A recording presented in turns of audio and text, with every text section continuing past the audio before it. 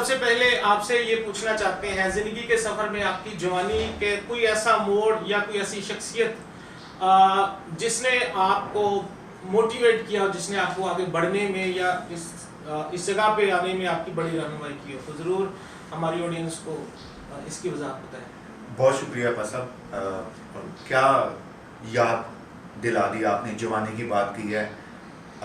मुझे याद आता है कि एक वाक़या जिसने मेरी ज़िंदगी में एक यू टर्न की तरह मेरी मदद की है। आज से तकरीबन 20 साल पुरानी बात है, 2006 की बात, जब मैं अपने करीबी दोस्त के साथ अपने शहर से रावलपिंडी मूव हुआ।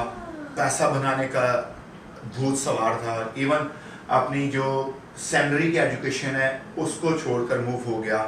लेकिन एक ख़ास वक्त पे जाके मैं स्टक हो गया और कुछ इख्तलाफात के सबब से पद साहब मैं अपने उस करीबी दोस्त से अलग हुआ।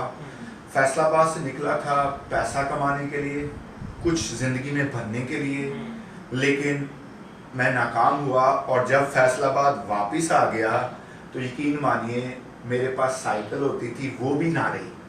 और तब उस मोड़ पे जाके मैंने ये सीखा और खुदा ने ज़बरदस्ती मुझे सिखाया कि ज़िंदगी में पैसा सब कुछ नहीं है।